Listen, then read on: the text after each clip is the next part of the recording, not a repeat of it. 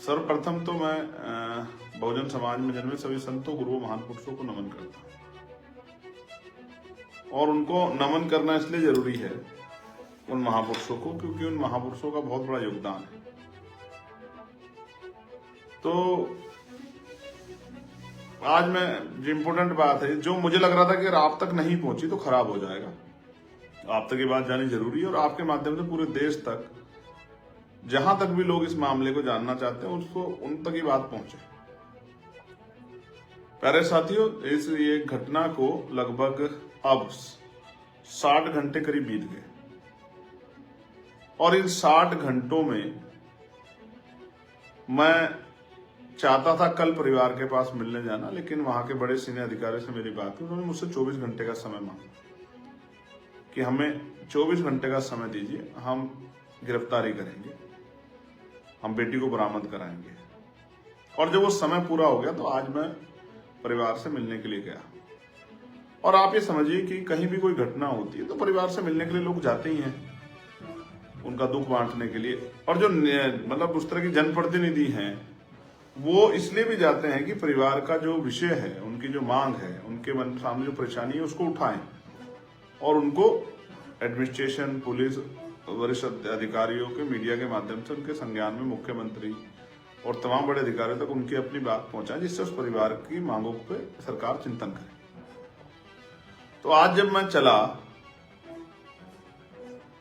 तो यहीं से पुलिस ने मुझे जो है उस तरह से मेरी निगरानी करनी शुरू की और मेन हाईवे जो है गाजियाबाद का, वो हाईवे पर बैरिकेडिंग लगा के मेरी गाड़ी को रोक लिया। मैंने उनसे आग्रह किया कि भाई मैं जाना चाहता हूँ उस परिवार की पीड़ा सुनने के लिए, उनकी आवाज उठाने के लिए। मेरी परिवार से बात हुई है, अभी भी आधा घंटा पहले मेरी परिवार से बात हुई, तो उन्होंने मुझसे कहा कि आपको आना है, हमारे यहाँ जरूर आना है।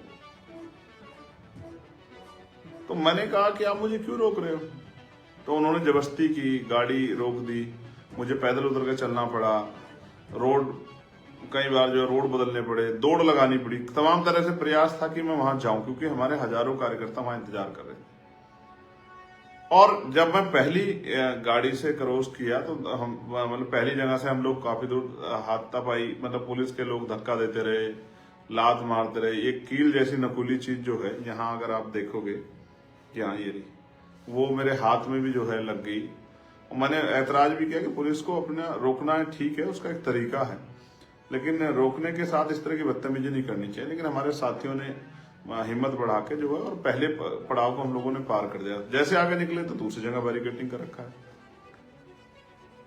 वहां से मैं फिर दूसरी तरफ गया, फिर मैंने एक आगे जाके मोटरसाइकिल ली, मोटरसाइकिल से मैं और मेरे साथ जो सुरक्षा कर्मी थे, हम लोग ऊपर हाईवे पे चढ़े। एक ट्रक से हम लोग जो है, हमने 1 किलोमीटर करीब सफर तय किया और हमने फिर अपनी गाड़ी जो हमारे साथियों की थी उनमें एक गाड़ी रुकवा के बैठने को, तब फिर पुलिस सामने आ गई और इस तरह जैसे फिल्मों में होता कि गाड़ी बिल्कुल सामने लगा दी। चाहे हमें चोट लग जाए, चाहे हमारी गाड़ी को नुकसान हो जाए, चाहे उनको खुद नुकसान हो जाए, समझ नहीं आ रहा था कि ऐसा क्या हो गया। फिर मैं उसके बाद वहां से भी क्रॉस करके हम भागे वहां से, फिर एक गाड़ी अगली पकड़ी, फिर आगे गए तो आगे देखा फिर बैरिकेडिंग लगा रखा, फिर मैं नीचे चला गया। फिर मैं एक गांव में के जाने वाले 3 लड़के थे, गांव के में घूम रहे थे, मैंने उनसे मोटरसाइकिल ली, मैंने उनसे आग्रह किया कि भाई मेरी मदद करो, मुझे वहां जाना। उनके जरिए मैं 4, 5, 6 गांव में होता हुआ किसी तरह से मेरे टोल पे पहुंचा, जहां हमारे साथी मेरा इंतजार कर रहे। फिर मेरी वहां अधिकारियों से वार्ता हुई, कई सारी चीजें हुई, 2 बार वार्ता हुई। मेरी एक ही डिमांड थी कि मैं परिवार से मिलना चाहता हूं। मेरी कोई जिद नहीं है कि मैं उस गांव में जाऊं कपसाड़ में, आप मुझे यहीं लाके मिला दो। और पुलिस इस बात पर अड़ी हुई थी कि भाई आप गाजियाबाद वापस चले जाओ, हम गाजियाबाद और दिल्ली या दिल्ली मिलने की व्यवस्था करा देंगे, जब हमारी टीम वहां विरोध कर रही थी। और मैं उनसे आग्रह कर रहा था कि भाई मैं यहाँ आया हूँ तो मुझे यहीं मिलने नहीं दीजिए, परिवार को लाकर मिलवा दीजिए, मैं उनकी पीड़ा को सुन लूँ, उनके हाल को जान लूँ, उनकी जो परेशानियां हैं, उनके जो इस समय के जो महसूस कर रहे हैं, और मीडिया के सामने रख दूं, अपने लोगों के सामने रख दूं, सब लोगों तक ये बात चल जाएगी। आज मेरे लाइव में 6000 से ज्यादा लोग जुड़ के इस बात को देख रहे हैं, तो इसका मतलब सुबह से ये चीज लोगों के संज्ञान में है कि चंद्रशेखर वहां जाके उस परिवार की आवाज बनेंगे। अब मैं जो इम्पोर्टेंट बातें आपको बता रहा हूँ, फिर वहां मुझे वरिष्ठ अधिकारियों ने बताया कि बेटा और बेटी बरामद हो गए और आपकी जो मेहनत थी वो सफल होगी, पुलिस को सफलता हासिल होगी। ये बात उन्होंने मुझसे कही। लेकिन इस बात सिर्फ यहीं तक नहीं खत्म हुई। वो परिवार किस हाल में है? ऐसा क्या है कि जो फोर्स लगानी चाहिए थी अपराधियों को रोकने में, वो फोर्स मुझे रोकने के लिए लगाई? ऐसा क्या है सब चीजों को जानते हुए भी इस तरह से जगह जगह बैरिकेडिंग करके और मेरी जान को दांव पे लगा के जो है पुलिस इस तरह की कार्रवाई कर रही थी? कौन इतना प्रेशर कर रहा था? इसका जवाब अगर कोई शख्स दे सकता है तो वो है जिलाधिकारी मुझे मेरठ, जो इस बात का जवाब दे सकते हैं। उनको इस बात का पुख्ता पता कि किसके इशारे पे मुझे रोका जा रहा है। अब मैं वहां जाके करता क्या? किसी के यहाँ दुख होता है, लोग जाते हैं, तमाम पार्टियों के लोग गए हैं, हम लोग जाते हैं, उनकी पीड़ा सुनते हैं, मीडिया के सामने रखते हैं। जैसा हमने कहा था कि अगर हमारी मांग पूरी तो धरना देंगे, तो ये सरकार को धरने से डर क्या है? इसका जवाब भी सरकार ही बेटर तरीके से दे सकती है। मैं आपको जो चीज बताना चाह रहा हूं इंपॉर्टेंट, जो आपको जाननी चाहिए, और मुझे जो भविष्य का खतरा है, कल का जो मुझे खतरा है, जैसे बताया गया शाम में जब हम लोग वहां आंदोलन कर रहे थे, पुलिस ने लाठीचार्ज किया या धक्का दिया, इधर खींचा उधर खींचा, कपड़े फटे, चोट लग गई, ये कोई बहुत बड़ी बात नहीं है। तो जब आदमी संघर्ष करने स्वाभिमान सम्मान के लिए निकलता है, इस तरह की सोचें जो होती है, इनसे नहीं घबराना चाहिए। और जो लोग घबराते हैं, मैं तो उनको बिल्कुल भी नहीं मानता कि वो इस बात के साथ सड़क पर निकलेंगे, हम मतलब जाएंगे तो हमें वो नहीं होगी, कोई परेशानी आ जाएगी। तो जिनको इस तरह का भय हो, घर में रहे यार, काहे को जा रहे हो? बेसिक ये है कि मुझे किसने बताया कि लड़की कल ही बरामद करा ली गई, और आज क्योंकि हम लोग जा रहे थे और हम लोग अगर इस तरह की स्थिति हो जाती तो हमें पता पहले ये बात क्लियर हो जाती, लड़की मिल गई तो हम लड़की से मिलते, वो किस हालत में जानने का प्रयास करते। लेकिन पूरे शाम तक मुझे ऐसा लगता है कि जब बहुत दबाव बन गया तब पुलिस को, एडमिनिस्ट्रेशन को बताना पड़ा कि लड़की और लड़का बरामद हो गई, वरना उससे पहले सारे मामले को छिपाया जा रहा था। अब महत्वपूर्ण क्या है, अगर लड़की पुलिस के पास थी, पुलिस ने बरामद कर ली, तो आज पूरे दिन लड़की को कहां रखा गया, उसको क्या सिखाया गया, क्या समझाया गया? क्योंकि मुझे जो घटना बताई गई है चशमदीदों द्वारा या वहां के लोकल लोगों द्वारा कि वो लड़का उस लड़की को पिछले लंबे समय से परेशान कर रहा था, इस बात को लेकर गांव में विरोध भी हुआ था, इस पर चर्चा भी हुई थी, और लड़की ने स्पष्ट मना कर दिया था कि मैं इस लड़के से दूर रहना चाहती हूँ, इसको कहिए कि लड़का अपना कोई दूसरा रास्ता इख्तियार कर ले, मैं इससे बात नहीं करना चाहती। लड़का जबरन उस लड़की के पीछे पड़ा हुआ था और उसको टॉर्चर कर रहा था, उसको उस लड़की को मजबूर कर रहा था कि वो उस लड़के से बात करे। और उस दिन भी क्या हुआ, अगर आपने सुना हो कि उस लड़के ने खेत से निकल के उस लड़की को आवाज लगाई, जहां उसकी मां भी साथ थी, मुझे उससे बात करनी, लड़की ने मना कर दिया। तो जहां तक मुझे नजर आता हुआ ये है कि लड़के ने लड़की को धमकी दी कि अगर तुम मुझसे बात नहीं करेगी तो मैं तेरे परिवार का कत्ल कर दूंगा, और इस बात को पुख्ता करने के लिए उसने एक हथियार से उसकी मां का कत्ल कर दिया। डरी सहमी लड़की जिसकी मां का कत्ल उसके सामने हो गया हो या मृतक स्थिति में हो, वो उसको किस स्थिति में, एक आदमी था, दो आदमी थे, चार आदमी थे, उसको कैसे लेके गए, कहां लेके गए, किसी को नहीं पता है। अब मुझे डर क्या है? अब मुझे डर है कि लड़की को डराकर, लड़की को समझाकर, परिवार को डराकर, इसलिए शायद हमें जाने से वहां रोका जा रहा था कि हम ना मिले, हम ना अपनी बात, उनकी बात सुन पाए, ना कर पाए, कि जिसके लड़की को डरा के कल लड़के के फेवर में बयान दिलाए जाए कि मैं ही इसके साथ जाना चाहती हूँ। और इसका एक माहौल बनाने का काम कल से किया जा रहा है कि लड़का लड़की में प्रेम प्रसंग था, लड़का लड़की जो एक दूसरे को जानते थे, लड़की बड़ी है, लड़का छोटा है। ये सारी बातें कल से जो है वहीं आसपास के लोगों द्वारा, मीडिया द्वारा, मीडिया का मैं धन्यवाद दूंगा इस महान मीडिया का, जिसमें बिल्कुल भी नैतिक चरित्र नहीं है, कमजोर वर्गों की बेटियों के चरित्र का दमन करते हुए। ये भी एक तरह का नोचना होता है, जिस तरह का जो है वो मीडिया कर्मी कर रहे हैं, उनमें सब्र नहीं है, उनमें हिम्मत नहीं है जानने की, लेकिन उनको वो किसी भी अरे गहरे कहीं बाइट चला के ये बताना है कि लड़की गलत है। हम कल से देख रहे थे, चाहे हाथरस हो, हाथरस में भी यही हुआ, मीडिया ने डिबेट करनी शुरू कर दी। मेरे आज भी याद है कुछ चैनल डिबेट करवा रहे थे और कह रहे थे कि फोन में उन पे कोई जानकारी नहीं थी कि उनके फोन में मैसेज मिले हैं, उनकी बातें होती थी, उनका ये होता था, उनका वो होता था। आप समझिए पूरा नैरेटिव क्या, पूरा नैरेटिव उस परिवार को गलत बनाने का है।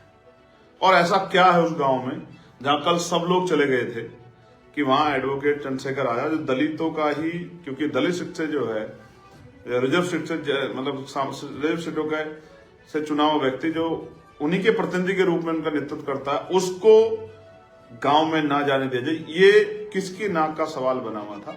और जितनी मैं समझता हूं ये हिम्मत डिस्ट्रिक्ट लेवल के अधिकारियों, डिस्ट्रिक्ट लेवल के नेताओं में या अधिकारियों में तो नहीं थी। जहां Ghaziabad police, Saharanpur police, Meerut police, Hapur police, तमाम एक इस तरह का मतलब संगठित जो है एक वो चला रहे थे, मूवमेंट चला रहे थे कि चंद्रशेखर वहां नहीं पहुंच जाए। ये क्यों था? इसका एकमात्र कारण मुझे नजर आता है कि परिवार दहशत में है, परिवार डर में है, और परिवार चंद्रशेखर आजाद से ना मिले, और परिवार को जिस तरह का दबाव बना जा रहा है, वो दबाव बनाने में पुलिस प्रशासन और वहां के लोकल लोग कामयाब हो जाएं, मुझे ऐसा लगता है। इस गांव की हिस्ट्री के बारे में 2018 के आसपास की एक घटना हुई थी जिसमें दलितों के घर जलाए गए थे। ये भी इस गांव का इतिहास है। ये भी मुझे आज वहीं किसी सज्जन द्वारा बताया गया। मैं आपको ये बात बता रहा हूं बहुत जिम्मेदारी से। उत्तर प्रदेश में गुंडा राज चल रहा है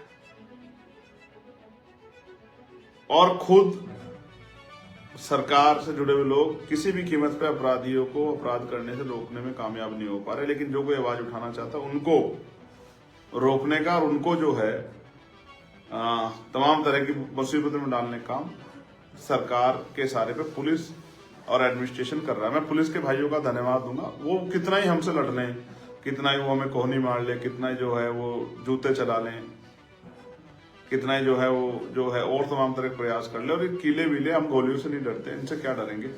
तो ये सारे प्रयास कर ले। मैं जानता हूँ कर्मचारी है उनका, वो मेरे खिलाफ नहीं है, वो किसी के खिलाफ नहीं है, वो तो ड्यूटी कर रहे हैं जिनको ड्यूटी दी गई। वरना बताइए गाजियाबाद पुलिस मुझे काहे को रोकेगी?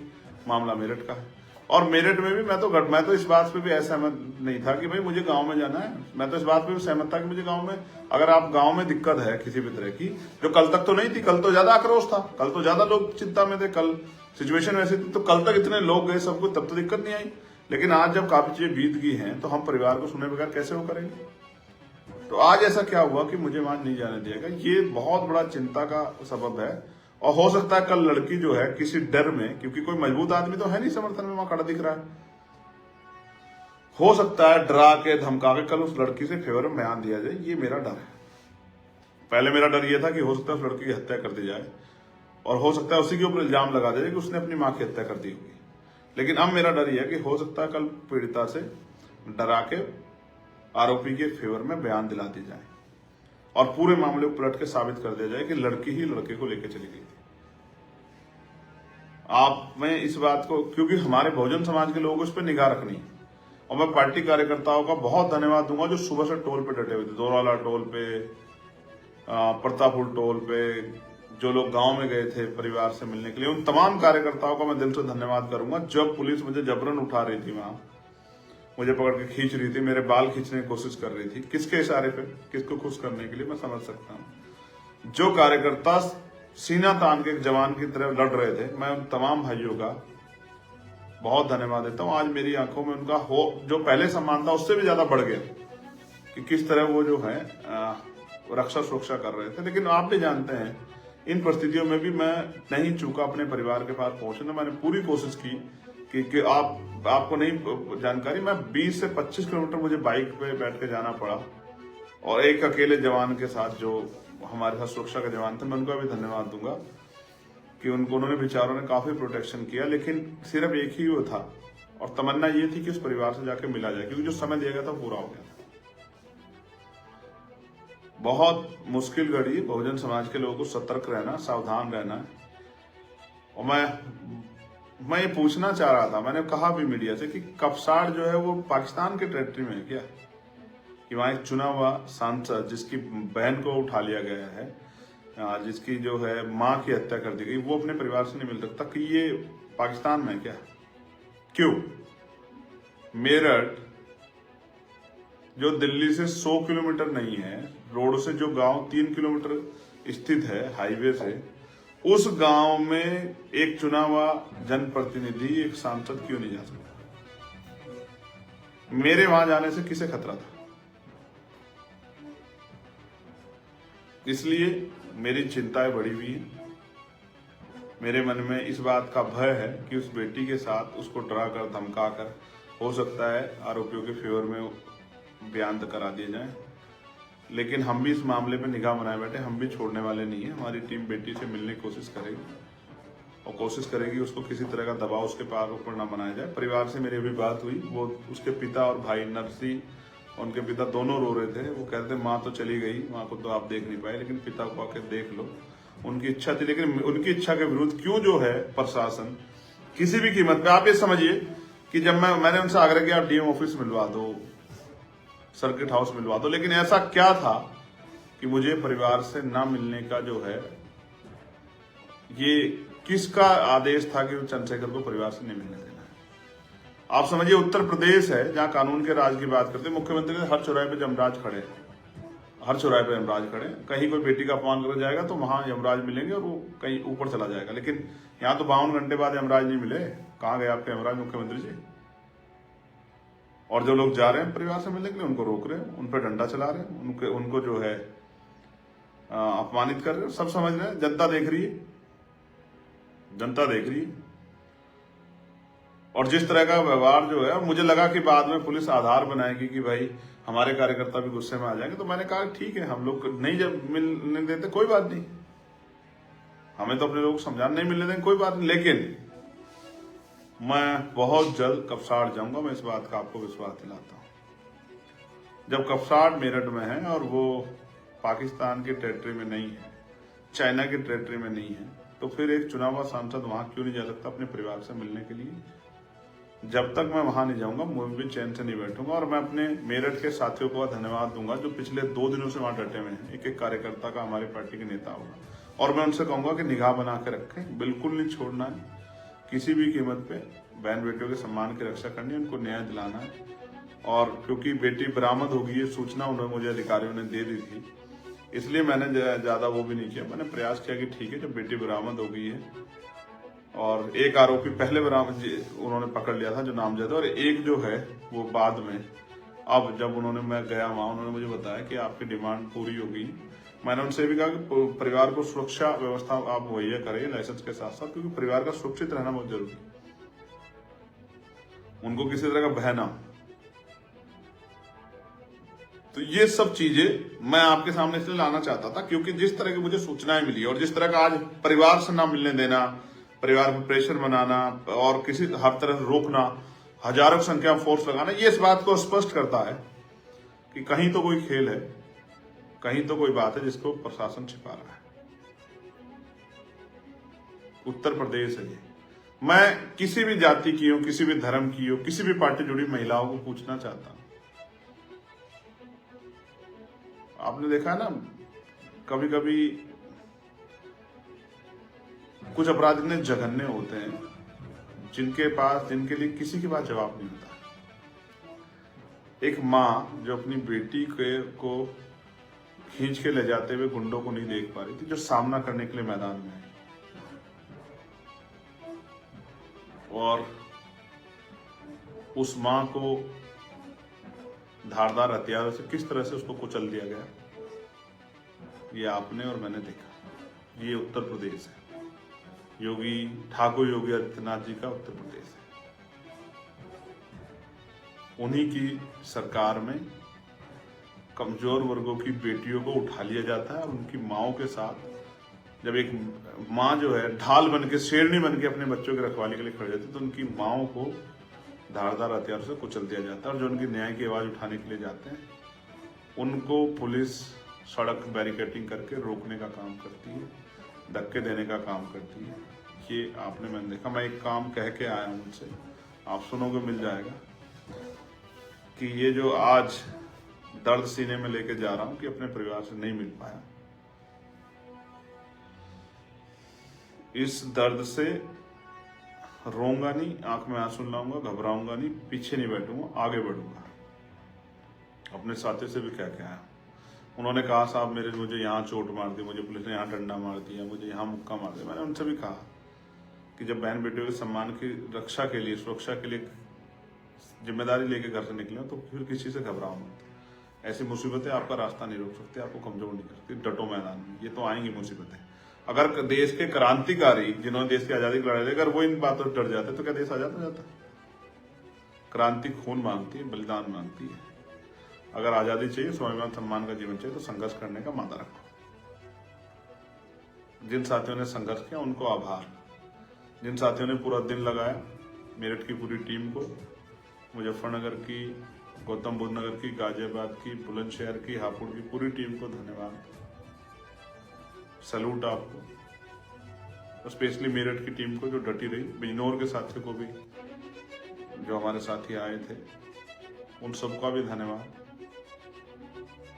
हमारी नेशनल टीम के साथी भाटी जी जो आज बहुत खूब संघर्ष किया, हिमांशु भाई, अमित भाई, निजाम भाई, सतपाल चौधरी जी, कपिल भाई, उन तमाम साथियों को, एक एक कार्यकर्ताओं को, सभी जिलाध्यक्षों को, प्रदेश की टीम को, मंडल की टीम को, मिशन 78 के भाइयों से मैं मिला, वहां थे, सबको मेरा धन्यवाद। लेकिन मैं आपको बहुत जिम्मेदार से कह रहा हूँ, ये शुरू हुए, अंत नहीं।